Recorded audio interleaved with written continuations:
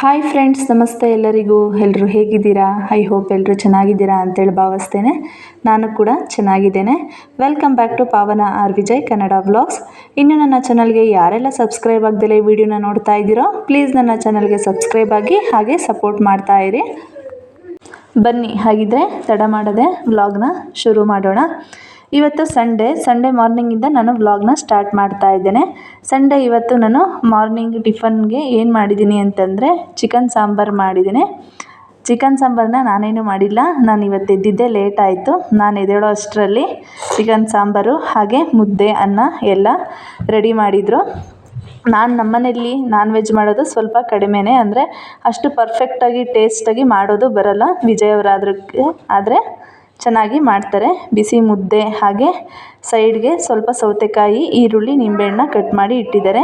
ಈಗ ಊಟ ಮಾಡೋ ಟೈಮು, ಊಟ ಮಾಡ್ತಾ ಇದ್ದೀವಿ ಎಲ್ಲರೂ ಕೂತ್ಕೊಂಡು. ತುಂಬಾ ಚೆನ್ನಾಗಿ ಮಾಡಿದರು ಚಿಕನ್ ಸಾಂಬಾರು, ಟೇಸ್ಟಿಯಾಗಿ ಚೆನ್ನಾಗಿತ್ತು. ನಾನ್ ವೆಜ್ ಅಂದರೆ ನಾವು ಮಾಡಿಕೊಂಡು ತಿನ್ನೋದಕ್ಕಿಂತ ಬೇರೆಯವ್ರು ಯಾರಾದರೂ ಮಾಡಿದ್ರೆ ಊಟ ಮಾಡೋದಕ್ಕೆ ತುಂಬ ಖುಷಿಯಾಗುತ್ತೆ. ಹಾಗೆ ಊಟ ಮಾಡಿರೋದೆಲ್ಲ ಆಯಿತು. ಬಟ್ಟೆಗಳೆಲ್ಲ ಒಣಗಿತ್ತಲ್ಲ, ಅದನ್ನೆಲ್ಲ ಎತ್ಕೊಂಡು ಬಂದಿರೋದು ಹಾಗೆ ಇತ್ತು, ಮಡಚಿರಲಿಲ್ಲ. ಹಾಗಾಗಿ ಸುಮ್ಮನೆ ಯಾಕಲ್ಲಿ ಇಡೋದು ಅಂತ ಹೇಳಿ ಬಟ್ಟೆಗಳನ್ನೆಲ್ಲ ಮಡ್ಚೋಣ ಅಂತೇಳಿ ಮಡಚ್ತಾ ಇದ್ದೇನೆ. ಬೇರೆ ಕೆಲಸಗಳನ್ನೆಲ್ಲ ಬೇಗ ಮಾಡ್ಕೋಬೋದು. ಈ ತಲೆನೋವು ಕೆಲಸ ಅಂತಂದರೆ ಬಟ್ಟೆಗಳು ಒಗೆಯೋದು, ಹಾಗೆ ಒಗೆದಿರೋ ಬಟ್ಟೆಗಳನ್ನ ಮಡಚೋದೇ ಒಂದು ದೊಡ್ಡ ತಲೆನೋವು.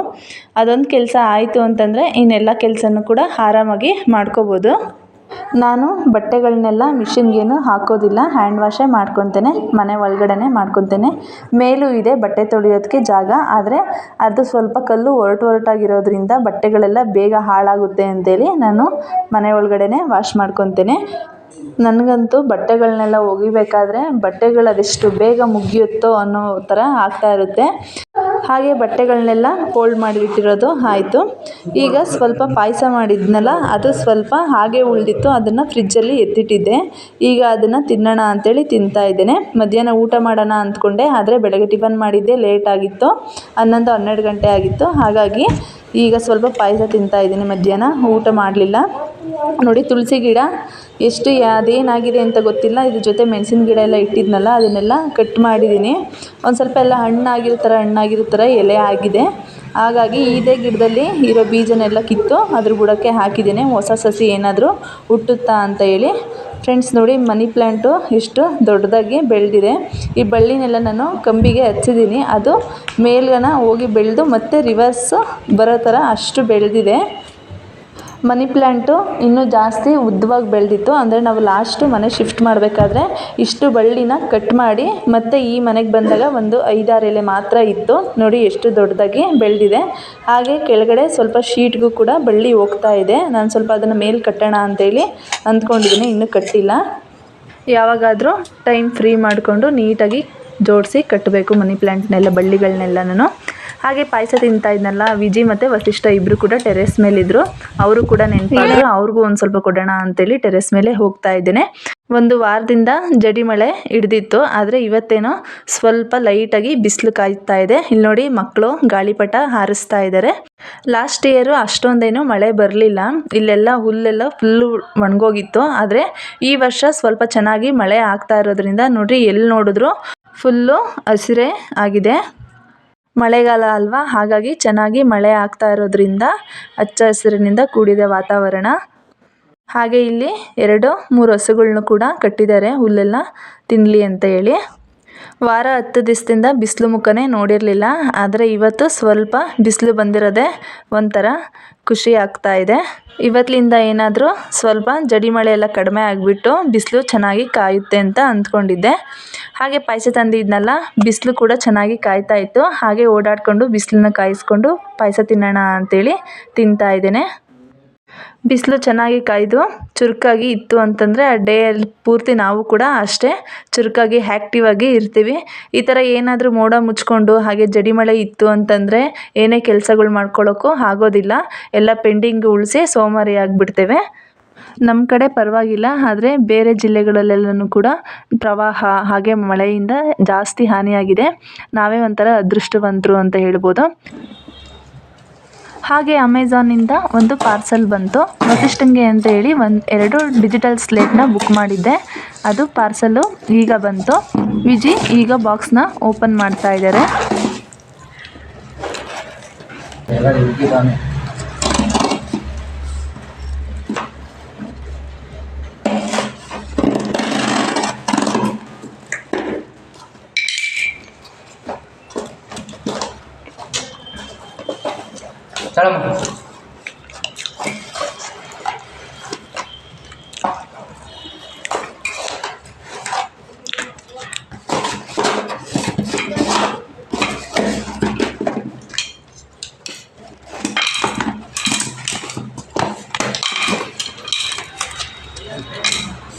चल चल चल मोटर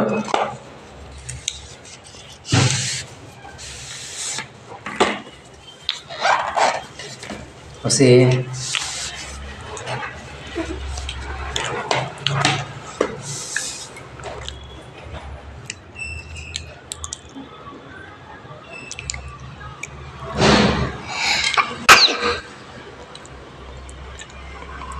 ಪಾರ್ಸಲ್ನ ಓಪನ್ ಮಾಡಿದ್ವಿ. 2 ಪೀಸಸ್ನ ತರಿಸಿದ್ದೆ ನಾನು. ಈಗ ಅದು ಹೇಗಿದೆ ಅಂತ ಹೇಳಿ ನೋಡ್ತಾ ಇದ್ದೇನೆ. ನನಗಂತೂ ತುಂಬಾ ಇಷ್ಟ ಆಯಿತು ಇದು. ಅಂದರೆ ಮಕ್ಕಳಿಗೆ ನಾವು ಮಾಮೂಲಿ ಸ್ಲೇಟಲ್ಲಿ ಕೊಟ್ವಿ ಅಂತಂದರೆ ಅದಕ್ಕೆ ಚಾಕ್ ಪೀಸ್ ಕೊಡ್ತೀವಿ. ಆ ಚಾಕ್ ಪೀಸಲ್ಲಿ ಏನಾದರೂ ಬರಿಬೇಕಾದ್ರೆ ಡಸ್ಟು ಹಾಗೆ ಅಲರ್ಜಿ ಆಗೋ ಚಾನ್ಸಸ್ ಇರುತ್ತೆ. ಮತ್ತು ಶೀಟ್ಗಳಲ್ಲಿ ಪೆನ್ಸಿಲು ಅಥವಾ ಪೆನ್ ಕೊಟ್ಟು ನಾವು ಬರೆಸ್ಬೇಕಾದ್ರೆ ಕೈಗೆಲ್ಲ ಪೆನ್ ಇಂಕ್ ಮಾಡ್ಕೊಂಡಿರ್ತಾರೆ. ಆದರೆ ಈ ರೀತಿ ನಾವು ಡಿಜಿಟಲ್ ಸ್ಲೇಟ್ನ ಯೂಸ್ ಮಾಡೋದ್ರಿಂದ ನಮಗೆ ತುಂಬ ಯೂಸ್ಫುಲ್ಲು. ಯಾವುದೇ ರೀತಿ ಇನ್ಫೆಕ್ಷನ್ ಆಗೋದಿಲ್ಲ. ಹಾಗೆ ಶೀಟ್ಸ್ಗಳು ಮತ್ತು ಇಂಕು ಏನು ಕೂಡ ವೇಸ್ಟ್ ಮಾಡೋ ಹಾಗಿರಲ್ಲ. ನರ್ಸರಿ ಹಾಗೆ LKG ಮಕ್ಕಳು ಮತ್ತು UKG ಮಕ್ಕಳಿಗೆ ತುಂಬ ಈ ರೀತಿ ಏನಾದರೂ ಲೆಟರ್ಸು ಹಾಗೆ ಏನೇ ಬೇರೆ ನಂಬರ್ಸ್ಗಳ್ನೆಲ್ಲ ಪ್ರಾಕ್ಟೀಸ್ ಮಾಡಬೇಕಾದ್ರೆ ತುಂಬಾ ಯೂಸ್ಫುಲ್ ಆಗುತ್ತೆ. ನೋಡಿ ಈ ರೀತಿ ಅವರೇ ಒಂದು ಬರೆಯೋದಕ್ಕೆ ಅಂತೇಳಿ ಪೆನ್ಸಿಲ್ ಥರ ಒಂದು ಸ್ಟಿಕ್ ಕೊಟ್ಟಿರ್ತಾರೆ. ಅದರಲ್ಲಿ ನಾವು ಬರೆದು ಲಾಸ್ಟಲ್ಲಿ ನಾವು ಇಲ್ಲಿ ಡಿಲೀಟ್ ಅನ್ನೋ ಒಂದು ಇದು ಕಾಣಿಸ್ತಾ ಇದೆಯಲ್ಲ, ಅದು ಬಟನ್ನ ಪ್ರೆಸ್ ಮಾಡಿದ್ರೆ ಎಲ್ಲ ರಿಮೂವ್ ಆಗುತ್ತೆ ನಾವೇನು ಬರೆದಿರ್ತೀವೋ ಅದು. ನನಗಂತೂ ತುಂಬಾ ಯೂಸ್ಫುಲ್ ಆಗಿತ್ತು ಇದನ್ನು ತರಿಸಿದ್ದು ಅಂತ ಅನ್ನಿಸ್ತು. ನಿಮ್ಮ ಮನೇಲಿ ಏನಾದರೂ ಮಕ್ಕಳಿದ್ರು ಅಂತ ಅಂದರೆ ತರಿಸ್ಕೊಳ್ಳಿ. ನೀವು ಇದನ್ನು ಜಾಸ್ತಿ ರೇಟ್ ಏನೋ ಅಂತೇಳಿ ಅಂದ್ಕೋಬೋದು. ಏನಿಲ್ಲ, 100 ರೂಪಾಯಿಂದನೂ ನಮಗೆ ಆನ್ಲೈನಲ್ಲಿ ಅವೈಲಬಲ್ ಇರುತ್ತೆ ಈ ಥರ ಡಿಜಿಟಲ್ ಸ್ಲೇಟು. ಆನ್ಲೈನಲ್ಲಿ ಈಸಿಯಾಗಿ ಸಿಗುತ್ತೆ. ನಮಗೆ ಫ್ಲಿಪ್ಕಾರ್ಟು ಹಾಗೆ ಅಮೆಝಾನ್ ಆ್ಯಪ್ಗಳಲ್ಲಿ ಈಸಿಯಾಗಿ ಸಿಗುತ್ತೆ. ನಿಮಗೇನಾದರೂ ಇಷ್ಟ ಆಯಿತು ಅಂದರೆ ನೀವು ಕೂಡ ಪರ್ಚೇಸ್ ಮಾಡ್ಬೋದು.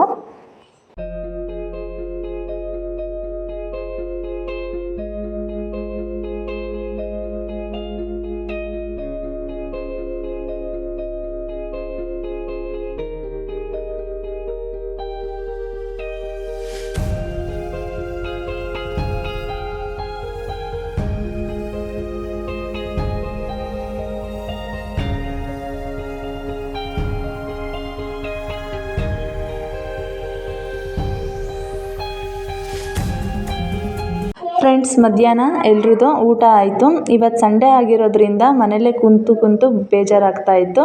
ಹಾಗಾಗಿ ರೈಲ್ವೆ ಸ್ಟೇಷನ್ ಕಡೆ ಓಡಾಡ್ಕೊಂಡು ಬರೋಣ ಅಂತೇಳಿ ಇಲ್ಲಿ ರೈಲ್ವೆ ಸ್ಟೇಷನ್ ಹತ್ರ ಬಂದಿದ್ವಿ. ನಾನು, ವಿಜಿ ಮತ್ತು ವಸಿಷ್ಠ. ನನಗೇನಾದರೂ ಬೇಜಾರಾಯಿತು ಅಂತಂದರೆ ಇಲ್ಲಿಗೆ ರೈಲ್ವೆ ಸ್ಟೇಷನ್ ಹತ್ರ ಬರ್ತೀನಿ. ಒಂಥರ ಏನೋ ಇಲ್ಲಿ ವಾತಾವರಣ ಎಲ್ಲ ಒಂಥರ ಪೀಸ್ಫುಲ್ಲಾಗಿರುತ್ತೆ. ಮನಸ್ಸಿಗೇನೋ ಒಂಥರ ಆರಾಮ್ ಅನಿಸುತ್ತೆ. ಹಾಗಾಗಿ ಇಲ್ಲಿಗೆ ಬಂದು ನಾವು ಟೈಮ್ ಸ್ಪೆಂಡ್ ಮಾಡ್ತೀವಿ. ಹಾಗೆ ಇಲ್ಲಿ ತಿನ್ನೋದಕ್ಕೆ ಅಂತ ಹೇಳಿ ಚಕ್ಲಿ, ನಿಪ್ಪಟ್ಟು ಮತ್ತು ಕೋಡ್ಬಳೆ ತಂದಿದ್ವಿ. ಚೆನ್ನಾಗಿರುತ್ತೆ ಅಂತ ಹೇಳಿ ಇಲ್ಲಿ ಸುಮ್ಮನೆ ಕುಂತ್ಕೊಂಡು ಏನು ಮಾಡೋದು ಅಂತೇಳಿ ವಸಿಷ್ಠನೂ ಬಂದಿದ್ನಲ್ಲ, ಇಲ್ಲಿಗೆ ಬಂದ ತಕ್ಷಣ ಏನಾದರೂ ಕೇಳ್ತಾನೆ. ಹಾಗಾಗಿ ಸ್ವಲ್ಪ ತೊಗೊಂಡು ಬಂದಿದ್ದೆ ಮನೆಯಿಂದನೇ. ನೋಡಿ ಎಷ್ಟು ಚೆನ್ನಾಗಿದೆ ವಾತಾವರಣ. ಕೊಡೆ ಹಾಕ್ಕೊಂಬಂದ್ರೆ ಅವು ಬೇದಿರ್ತವೆ. ಕೊಡೆ ಮೆಷಿನ್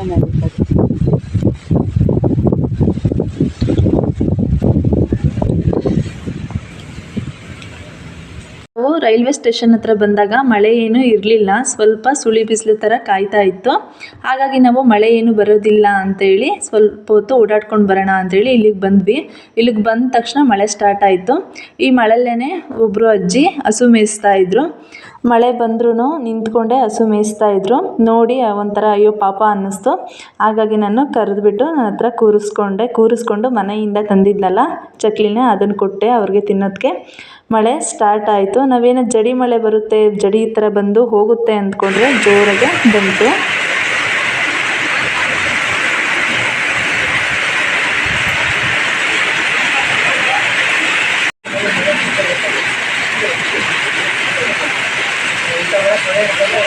ಫ್ರೆಂಡ್ಸ್, ಮಳೆ ಜೋರಾಗಿ ಬಂದು ನಿಂತೋಯ್ತು. ಮಳೆ ನೆಕ್ಸ್ಟ್ ಇನ್ನೊಂದ್ಸಲ ಬರೋ ಅಷ್ಟರಲ್ಲಿ ಮನೆಗೆ ಹೋಗೋಣ ಅಂತೇಳಿ ಹೋಗ್ತಾ ಇದ್ವಿ. ನಾವೇನು ಬೈಕ್ ತೊಗೊಂಡು ಬಂದಿರಲಿಲ್ಲ. ಹಾಗೆ ನಮ್ಮನೆಗೂ ರೈಲ್ವೆ ಸ್ಟೇಷನ್ಗೂ ನಿಯರ್ ಆಗುತ್ತೆ, ಬೈ ವಾಕಬಲ್ಲೇ ಬರ್ಬೋದು. ಹಾಗಾಗಿ ನೆಡ್ಕೊಂಡೇ ಬಂದಿದ್ವಿ, ವಾಕದಂಗೆ ಆಗುತ್ತೆ ಅಂತ ಹೇಳಿ. ಬಟ್ ಮಳೆ ನೋಡಿದ್ರೆ ಜೋರಾಗಿ ಬಂತು. ನೆಕ್ಸ್ಟು ಮಳೆ ಬರೋ ಅಷ್ಟರಲ್ಲಿ ಮನೆ ಸೇರ್ಕೊಳ್ಳೋಣ ಅಂಥೇಳಿ ಬೇಗ ಬೇಗ ಹೋಗ್ತಾ ಇದ್ವಿ. ನೋಡಿ, ಮಳೆ ಬಂದಾದಮೇಲೆ ವಾತಾವರಣ ಎಷ್ಟು ಚೆನ್ನಾಗಿದೆ.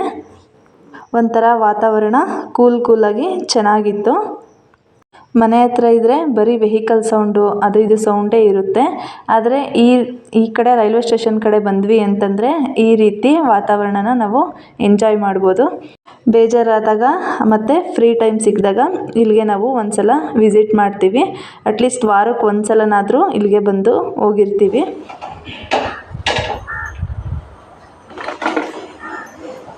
ಫ್ರೆಂಡ್ಸ್, ಮನೆಗೆ ಬಂದ್ವಿ ರೈಲ್ವೆ ಸ್ಟೇಷನಿಂದ. ಈಗ ಬಿಸಿನೀರು ಕೇಳಿದ್ರು ವಿಜಿ, ಹಾಗಾಗಿ ಬಿಸಿನೀರು ಕಾಯಿಸ್ಕೊಡೋಣ ಅಂತೇಳಿ ಬಿಸಿನೀರು ಕಾಯಿಸ್ಕೊಡ್ತಾ ಇದ್ದೇನೆ. ಹಾಗೆ ನನಗೆ ಟೀ ಮಾಡ್ಕೊಳ್ಳೋಣ ಅಂತೇಳಿ ಟೀ ಮಾಡ್ತಾ ಇದ್ದೇನೆ. ವಿಜಿ ಬೇಡ ಅಂದರು, ಹಾಗಾಗಿ ನಾನೊಬ್ಳಿಗೆ ಟೀ ಮಾಡ್ಕೊತಾ ಇದ್ದೇನೆ. ಮಾರ್ನಿಂಗ್ ಟೈಮು ಕಾಫಿ ಇಲ್ಲ ಅಂದರೂ ನಡೆಯುತ್ತೆ, ಅಷ್ಟೊಂದೇನು ಅಭ್ಯಾಸ ಇಲ್ಲ. ಆದರೆ ಈವ್ನಿಂಗ್ ಟೈಮು ಟೀ ಇರಲೇಬೇಕು. ಅಕಸ್ಮಾತ್ ಏನಾದರೂ ಟೀ ಕುಡಿಲಿಲ್ಲ ಅಂತಂದರೆ ಅವತ್ತೇನೋ ಒಂಥರ ಮಿಸ್ ಮಾಡ್ಕೊತಾ ಇದ್ದೀನಿ ಅಂತೇಳಿ ಅನ್ನಿಸ್ತಾ ಇರುತ್ತೆ. ಅದಕ್ಕೆ ಇಲ್ಲಿ ಒಂದು ಗ್ಲಾಸ್ ಟೀ ಮಾಡ್ಕೊಳ್ಳೋಣ ಅಂತೇಳಿ ಟೀ ಮಾಡ್ಕೊತಾ ಇದ್ದೇನೆ.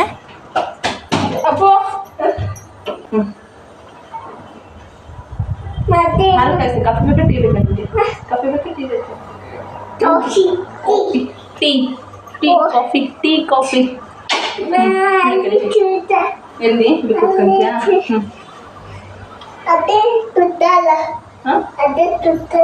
ಬಿಸಿ ನೀರು, ಅದು ಬಿಸಿ ನೀರು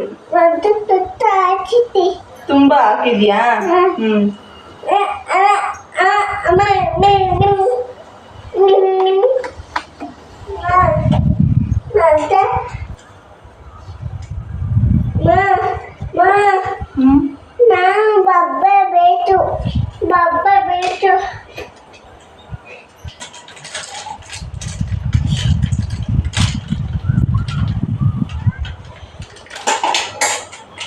ಟೀ ಕೊಡ್ಲಾ? ತಿನ್ನೋದೇ ಫಸ್ಟ್.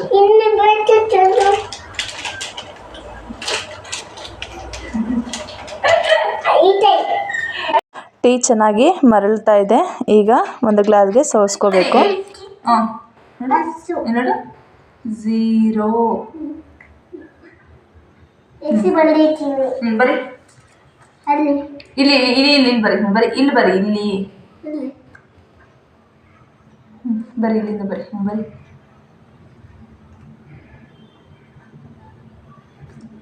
ನೋಡಿ, ಟೀ ಕುಡ್ದಿರೋದೆಲ್ಲ ಆಯಿತು. ಈಗ ವಸಿಷ್ಠಗೆ ಹೋಮ್ವರ್ಕ್ ಮಾಡಿಸೋಣ ಅಂತೇಳಿ ಕೂತ್ಕೊಂಡು ಹೋಮ್ವರ್ಕ್ ಮಾಡಿಸ್ತಾ ಇದ್ದೇನೆ. ಫ್ರೈಡೇ ಕೊಟ್ಟಿರೋ ಹೋಮ್ವರ್ಕು ಸ್ಯಾಟರ್ಡೆ ರಜಾ ಇದ್ದರೂ ಕೂಡ ಮಾಡಿರಲಿಲ್ಲ. ಹಾಗಾಗಿ ಇನ್ನೇನು ಮಂಡೇ ಸ್ಕೂಲ್ಗೆ ಹೋಗಬೇಕಲ್ಲ, ಹಾಗಾಗಿ ಸಂಡೇ ಈವ್ನಿಂಗ್ ಕೂತ್ಕೊಂಡು ಮಾಡಿಸ್ತಾ ಇದ್ದೇನೆ. ರೈಲ್ವೆ ಸ್ಟೇಷನ್ ಹತ್ರ ಹೋದಾಗಲೇ ನಿದ್ದೆ ಬರ್ತಾ ಇದೆ ಅಂತೇಳಿ ಹೇಳ್ತಾ ಇದ್ದ. ಹಾಗಾಗಿ ಮನೆಗೆ ಬಂದ ತಕ್ಷಣ ಹೋಮ್ವರ್ಕ್ ಮಾಡಿಸೋಣ ಅಂತೇಳಿ ಕೂತ್ಕೊಂಡಿದ್ದೇನೆ. ಈಗ ಹೋಮ್ವರ್ಕ್ ಮಾಡಿಸ್ಬಿಟ್ಟು ಸ್ವಲ್ಪ ಊಟ ಮಾಡಿಸಿ ಬೇಗ ಮಲಗಿಸೋಣ ಅಂತೇಳಿ ಹೋಮ್ವರ್ಕ್ ಮಾಡಿಸ್ತಾ ಇದ್ದೇನೆ. ಈಗ ಮಾಡಿಸ್ದಲೇ ಮಾರ್ನಿಂಗ್ ಮಾಡ್ಸೋದಕ್ಕೆ ಹೋದರೆ ಟೈಮ್ ಮ್ಯಾನೇಜ್ ಆಗೋಲ್ಲ, ಹಾಗಾಗಿ ಈಗಲೇ ಮಾಡಿಸ್ತಾ ಇದ್ದೇನೆ.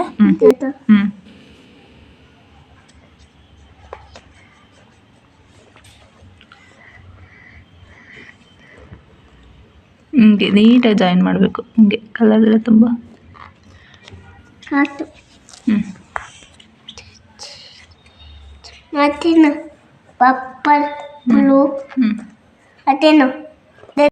ವಸಿಷ್ಠಗೆ ಹೋಮ್ವರ್ಕ್ ಮಾಡಿಸಿರೋದೆಲ್ಲ ಆಯಿತು. ಹಾಗೆ ಊಟ ಕೂಡ ಆಯಿತು. ವಸಿಷ್ಠಂಗೂ ಊಟ ಮಾಡಿಸಿ ನಾವು ಕೂಡ ಊಟ ಮಾಡಿದ್ವಿ. ಊಟ ಮಾಡಿದ್ದಾದಮೇಲೆ ಪಾತ್ರೆಗಳಿತ್ತು, ಪಾತ್ರೆಗಳನ್ನ ತೊಳೆಯೋಣ ಅಂತೇಳಿ ಪಾತ್ರೆಗಳನ್ನೆಲ್ಲ ತೊಳಿತಾ ಇದ್ದೇನೆ. ಮತ್ತು ಬೆಳಗ್ಗೆ ಆಗೋದಿಲ್ಲ, ಸ್ಕೂಲ್ ಇರುತ್ತಲ್ಲ, ಹಾಗಾಗಿ ಟಿಫನ್ ಮಾಡೋದು ಹಾಗೆ ವಸಿಷ್ಠನ ರೆಡಿ ಮಾಡಿ ಕಳಿಸೋದೇ ಆಗೋಗುತ್ತೆ. ಹಾಗಾಗಿ ಆದಷ್ಟು ಕೆಲಸಗಳನ್ನೆಲ್ಲ ನಾನು ನೈಟೇ ಮುಗಿಸ್ಕೊಳ್ಳೋಣ ಅಂತೇಳಿ ಮುಗಿಸ್ತಾ ಇದ್ದೇನೆ. ಮತ್ತು ಇನ್ನೊಂದೇನು ಅಂತಂದರೆ, ಇವತ್ತು ನಾನ್ ವೆಜ್ ಮಾಡಿದ್ವಲ್ಲ ಮಾರ್ನಿಂಗು ಮಂಡೇ, ಹಾಗಾಗಿ ಆ ನಾನ್ ವೆಜ್ ತಿಂದಿರೋ ಪಾತ್ರೆಗಳನ್ನೆಲ್ಲ ಸಿಂಕಲ್ಲಿ ಏನು ಬಿಡೋದು ಅಂತೇಳಿ ಇವಾಗಲೇ ಎಲ್ಲ ಕ್ಲೀನ್ ಮಾಡ್ತಾ ಇದ್ದೇನೆ. ಸ್ಟವ್ವು ಹಾಗೆ ನಾನ್ ವೆಜ್ ಮಾಡೋದಕ್ಕೆ ಏನೇನು ಪಾತ್ರೆಗಳನ್ನೆಲ್ಲ ಬಳಸಿದ್ವೋ ಆ ಪಾತ್ರೆಗಳನ್ನೆಲ್ಲ ನಾನು ಈಗಲೇ ಎಲ್ಲ ತೊಳೆದಿಡೋಣ ಅಂತೇಳಿ ತೊಳೆದಿಡ್ತಾ ಇದ್ದೇನೆ. ಮತ್ತು ಸಿಂಕಲ್ಲಿ ಪಾತ್ರೆಗಳನ್ನ ಬಿಡೋದು ಅಷ್ಟು ಒಳ್ಳೆಯದು ಕೂಡ ಅಲ್ಲ. ಹಿರಿಯರು ಒಂದು ಮಾತು ಹೇಳ್ತಾರೆ, ರಾತ್ರಿ ಊಟ ಮಾಡಿರೋ ಎಂಜಲ್ ಪಾತ್ರೆಗಳನ್ನ ಹಾಗೆ ಸಿಂಕಲ್ಲಿ ಬಿಟ್ಟು ಮಲಗಬಾರ್ದು ಅಂತೇಳಿ ಹೇಳ್ತಾರೆ. ಏಕೆಂದರೆ ರಾತ್ರಿ ನಾವು ಮಲಗಿದ್ದಾಗ ದೇವತೆಗಳು ನಮ್ಮ ಮನೆಗೆ ಪ್ರವೇಶ ಮಾಡ್ತಾರೆ. ಆಗ ನಾವೇನಾದರೂ ಈ ರೀತಿ ಗಲೀಜಾಗಿ ಮನೆಗಳನ್ನ ಇಟ್ಕೊಂಡು ಹಾಗೆ ಎಂಜಲ್ ಪಾತ್ರೆಗಳನ್ನೆಲ್ಲ ಹಾಗೆ ಇಟ್ವಿ ಅಂತಂದರೆ ದೇವತೆಗಳಿಗೆ ಅಷ್ಟೊಂದು ನಮ್ಮ ಮನೇಲಿ ನೆಲೆಸೋದಕ್ಕೆ ಇಷ್ಟ ಆಗೋದಿಲ್ಲ ಮತ್ತು ವಾಪಸ್ಸು ಹೋಗ್ತಾರೆ. ಹಾಗಾಗಿ ಮನೆಗೆ ದಾರಿದ್ರ್ಯ ಬರುತ್ತೆ ಅಂತೇಳಿ ಹೇಳ್ತಾರೆ. ಹಾಗಾಗಿ ಮುಸುರೆ ಪಾತ್ರೆಗಳನ್ನ ಸಿಂಕಲ್ಲಿ ಬಿಡಬಾರ್ದು ಅಂತೇಳಿ ನಮ್ಮ ಹಿರಿಯರು ಹೇಳ್ತಾರೆ. ನಾವು ಅಲ್ಪ ಸ್ವಲ್ಪನಾದರೂ ಫಾಲೋ ಮಾಡಬೇಕಲ್ಲ ನಮ್ಮ ಹಿರಿಯರು ಹೇಳ್ಕೊಟ್ಟಿರೋವಂತಹ ಮಾತುಗಳನ್ನ. ಹಾಗಾಗಿ ನಾನು ಆದಷ್ಟು ಪಾತ್ರೆಗಳನ್ನ ಸಿಂಕಲ್ಲಿ ಬಿಡೋದಿಲ್ಲ. ನೈಟೇ ಎಲ್ಲ ತೊಳೆದಿಟ್ಕೊಂಡ್ರೆ ಬೆಳಗ್ಗೆ ಅಷ್ಟರಲ್ಲಿ ನೀರೆಲ್ಲ ಚೆನ್ನಾಗಿ ಬಸ್ಕೊಂಡಿರುತ್ತೆ. ಆಗ ಪಾತ್ರೆ ಸ್ಟ್ಯಾಂಡ್ಗೆ ಈಸಿಯಾಗಿ ಜೋಡಿಸ್ಕೋಬೋದು ಅಂತೇಳಿ ಜೋಡಿಸ್ತಾ ಇದ್ದೇನೆ. ಹಾಗೆ ಪಾತ್ರೆ ತೊಳಿಬೇಕಾದ್ರೆ ಸೋಪು ಹಾಗೆ ಮುಸುರೆ ಎಲ್ಲ ಈ ರೀತಿ ಎಲ್ಲ ಟೈಲ್ಸ್ಗೆಲ್ಲ ಸಿಡ್ದಿರುತ್ತೆ. ಈಗ ಅದನ್ನೆಲ್ಲ ತೊಳ್ಕೊತಾ ಇದ್ದೇನೆ. ಹಾಗೆ ಬಿಟ್ಟರೆ ಎಲ್ಲ ಕರೆ ಆಗುತ್ತೆ ಮತ್ತು ಚೆನ್ನಾಗೂ ಕೂಡ ಇರೋದಿಲ್ಲ. ವೈಟ್ ಟೈಲ್ಸ್ ಆಗಿರೋದ್ರಿಂದ ಸ್ವಲ್ಪ ಏನಾದರೂ ಗಲೀಜಾದರೆ ಅದೇ ಹೈಲೈಟಾಗಿ ಕಾಣಿಸ್ತಾ ಇರುತ್ತೆ. ಹಾಗಾಗಿ ನಾನು ಗಲೀಜಾಗಿದ್ದ ತಕ್ಷಣವೇ ಎಲ್ಲ ಕ್ಲೀನ್ ಮಾಡ್ಕೊತೇನೆ, ಜಾಸ್ತಿ ಟೈಮು ಬಿಡೋದಿಲ್ಲ. ಸ್ಟವ್ವು ಕ್ಲೀನಾಗೇ ಇತ್ತು, ಆದರೆ ಇವತ್ತು ನಾನ್ ವೆಜ್ ಮಾಡಿದ್ವಲ್ಲ, ಹಾಗಾಗಿ ಅದೇ ಸ್ಟವ್ವಲ್ಲಿ ಬೆಳಗ್ಗೆ ಹೇಗೆ ಅಡುಗೆ ಮಾಡೋದು ಅಂತೇಳಿ ನಾನು ಸ್ಟವ್ನು ಕೂಡ ಎಲ್ಲ ಕ್ಲೀನ್ ಮಾಡಿ ಇಡ್ತಾ ಇದ್ದೇನೆ. ಬೆಳಗ್ಗೆ ಪೂಜೆ ಬೇರೆ ಮಾಡಬೇಕಲ್ವ, ಹಾಗಾಗಿ ಎಲ್ಲ ಫ್ರೆಶ್ ಆಗಿರಲಿ ಅಂತೇಳಿ ಈಗಲೇ ಎಲ್ಲ ಕ್ಲೀನ್ ಮಾಡಿ ಇಡ್ತಾ ಇದ್ದೇನೆ. ಮಾರ್ನಿಂಗು ನಾವು ಎದ್ದು ಕಿಚನ್ಗೆ ಬಂದ ತಕ್ಷಣ ನಮಗೆ ಪಾಸಿಟಿವ್ ಆಗಿ ಕಾಣಿಸ್ಬೇಕು. ಈ ರೀತಿ ಎಂಜಲ್ ಪಾತ್ರೆ ಹಾಗೆ ಸ್ಟವ್ ಮೇಲೆಲ್ಲ ಗಲೀಜೆಲ್ಲ ಯಾವಾಗ ಬಿಟ್ಟಿರ್ತೀವೋ ನಮಗೆ ಮಾರ್ನಿಂಗ್ ಟೈಮ್ ಕಿಚನ್ಗೆ ಬಂದಾಗ ಅಲ್ಲೇ ಒಂಥರ ಮೂಡ್ ಆಫ್ ಆಗೋಗುತ್ತೆ. ಹಾಗಾಗಿ ಆಗಿನ ಕೆಲಸಗಳನ್ನೆಲ್ಲ ಆವಾಗಲೇ ಮುಗಿಸಿ ಮನೇನ ಕ್ಲೀನಾಗಿ ಇಟ್ಕೊಳ್ಳೋದಕ್ಕೆ ಟ್ರೈ ಮಾಡ್ತೇನೆ. ಫ್ರೆಂಡ್ಸ್, ಇನ್ನು ನನ್ನ ಚಾನಲ್ಗೆ ಯಾರೆಲ್ಲ ಸಬ್ಸ್ಕ್ರೈಬ್ ಆಗದಲೇ ವಿಡಿಯೋನ ನೋಡ್ತಾ ಇದ್ದೀರೋ ಪ್ಲೀಸ್ ನನ್ನ ಚಾನಲ್ಗೆ ಸಬ್ಸ್ಕ್ರೈಬ್ ಆಗಿ. ಹಾಗೆ ಈ ವಿಡಿಯೋಗೆ ಯಾರು ಲೈಕ್ ಮಾಡ್ದಲೇ ವಿಡಿಯೋನ ನೋಡ್ತಾ ಇದ್ದೀರೋ ಪ್ಲೀಸ್ ಹಾಗೆ ಒಂದು ಲೈಕ್ ಮಾಡೋದನ್ನು ಮರಿಬೇಡಿ. ಏಕೆಂದರೆ ನೀವು ಒಂದು ಲೈಕ್ ಮಾಡಿದ್ರೆ ನನಗದು ಇನ್ನೂ ಹೆಚ್ಚೆಚ್ಚು ವೀಡಿಯೋಗಳನ್ನ ಮಾಡೋದಕ್ಕೆ ಇನ್ಸ್ಪೈರ್ ಆಗುತ್ತೆ. ಹಾಗಾಗಿ ಲೈಕ್ ಮಾಡೋದನ್ನು ಮರಿಬೇಡಿ. ಪಾತ್ರೆ ತೊಳಿಬೇಕಾದ್ರೆ ಟೈಲ್ಸ್ ಮೇಲೆಲ್ಲ ಸ್ವಲ್ಪ ನೀರೆಲ್ಲ ಸಿಡ್ದಿತ್ತು. ಈಗ ಅದನ್ನೆಲ್ಲ ಒರೆಸ್ಕೊಂಡು ನಾನು ಕ್ಲೀನ್ ಮಾಡ್ಕೊತಾ ಇದ್ದೇನೆ. ಫ್ರೆಂಡ್ಸ್, ಇಲ್ಲಿಗೆ ಈ ಒಂದು ವ್ಲಾಗ್ನ ಎಂಡ್ ಮಾಡ್ತಾ ಇದ್ದೇನೆ. ಐ ಹೋಪ್ ಈ ವ್ಲಾಗ್ ನಿಮ್ಮೆಲ್ಲರಿಗೂ ಇಷ್ಟ ಆಗಿದೆ ಅಂತೇಳಿ ಭಾವಿಸ್ತೇನೆ. ಈ ವ್ಲಾಗ್ ನಿಮಗೆ ಸ್ವಲ್ಪನಾದರೂ ಇಷ್ಟ ಆದರೆ ಲೈಕ್ ಮಾಡೋದನ್ನು ಮರಿಬೇಡಿ. ಮುಂದಿನ ವ್ಲಾಗ್ನೊಂದಿಗೆ ನಾನು ನಿಮ್ಮನ್ನು ಭೇಟಿ ಆಗ್ತೇನೆ. ಅಲ್ಲಿಯವರೆಗೂ ಬಾಯ್ ಬಾಯ್.